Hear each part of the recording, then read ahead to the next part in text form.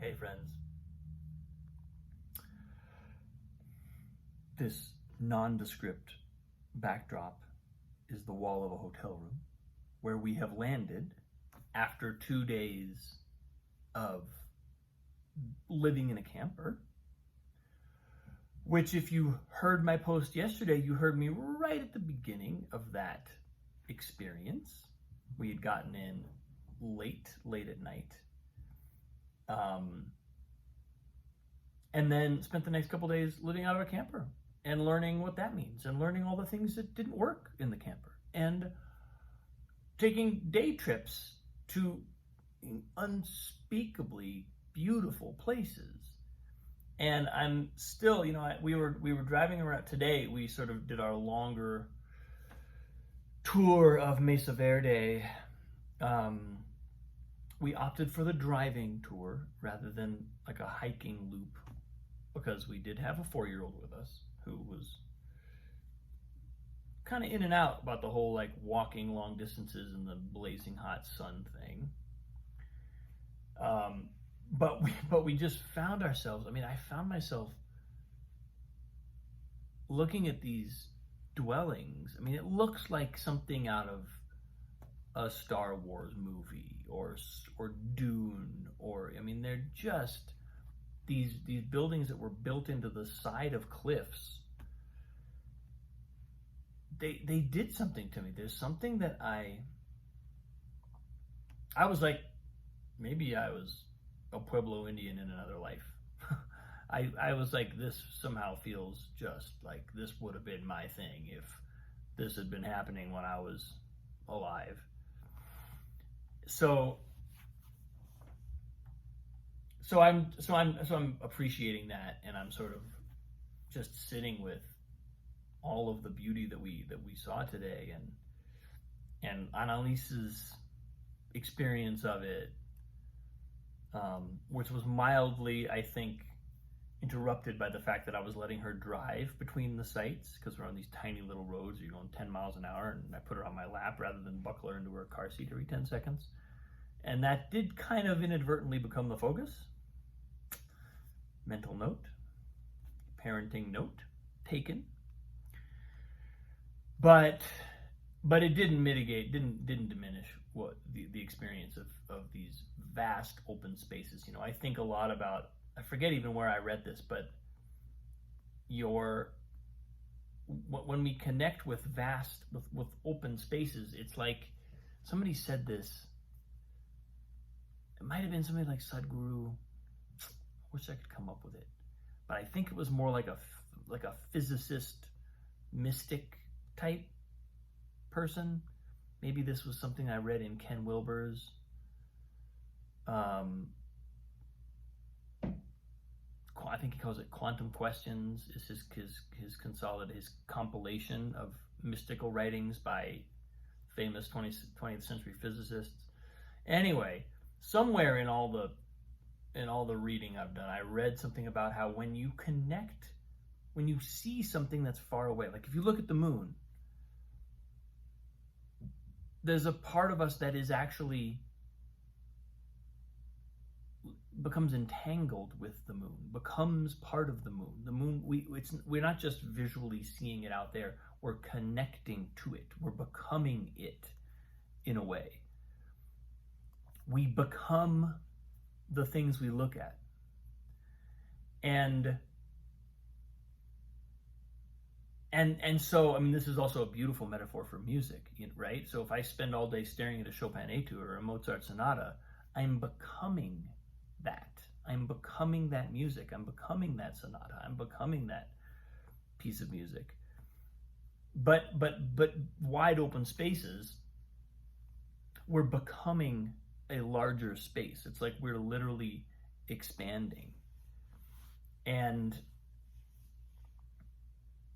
I had a little of that experience today because you'll pull out on these overlooks and you're just looking at, a couple miles across a canyon probably, and I literally felt my body just like I was becoming this wilderness, this unbelievable space, which, the nature in and of itself is impressive, but then the fact that people have built these dwellings in right in the cliffs, it just kind of blew my mind.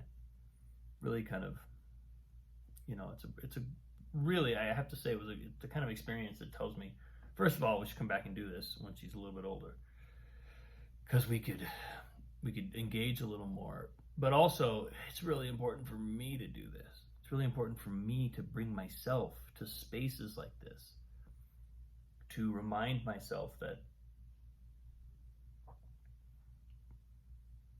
I have a reality. I have a relationship to nature, which is kind of fundamental and biological, and it's the foundation of my body exists in relationship to nature and to spaces like this.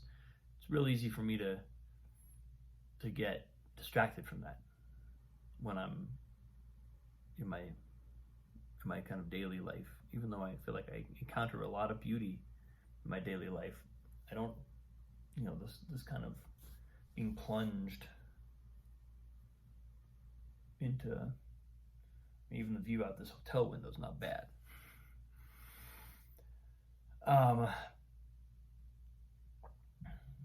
And another thing that showed up to me today, kind of this is on another note, but something that showed up for me was when our awareness expands, it's inevitable that it comes to include more of the discomfort that we either are carrying with us, that's already there, that we're just not aware of. Usually that's kind of how it is. Or that we encounter, an expansive awareness, a more expanded awareness inevitably perceives more of both the light and the dark, of both the beautiful and the not so beautiful, of both what feels good and what doesn't feel so good. And I think maybe it was just being, it was a combination of what I recorded yesterday, although I didn't post it until today because we didn't have any internet. But I did record my post yesterday. I haven't missed a day of recording just because we were off the grid. But a combination of the fact that that comforts were being stripped away. Yesterday I spoke about comforts being stripped away, and the fact that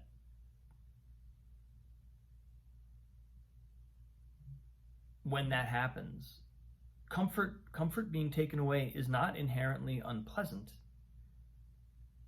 unless there's something that the comfort is somehow masking, somehow compensating for. Because comfort can become a real crutch. It can become a real kind of like way of not expanding our awareness, a way of not being in direct connection with the moment and with ourselves. And so what I was saying yesterday is going camping, going out into the middle of nowhere and kind of getting rid of many of the comforts that I've become used to at home is a really good way of going, okay, what shows up when that happens? What happens to me? Am I uncomfortable? You take my comfort away. Does it make me uncomfortable? It doesn't have to. But if it does, then why? And what's there? And it's an opportunity for examination. So I think so what's happening today is a combination of that and then being blasted by these majestic spaces. And just kind of feeling like my whole consciousness has been heightened by this. And going, reminds me, man, get out into nature every once in a while. I'll go run mountains in Santa Fe, and I get spectacular views and real beauty. I mean, it's not quite like we saw today, but it's not bad. But this is making me appreciate that's a really important part of my life. That's not just something that I should be doing like on occasion when I have nothing else to do. That's something that I kind of want to make time for because it clearly affects my consciousness. So we got a hotel with a pool. We're hanging out. Tomorrow we go home, so I'm sure I'll maybe have an update from what Durango, Colorado looks like. Thanks for watching, folks. Appreciate you. So much love. Have a wonderful day. See you soon.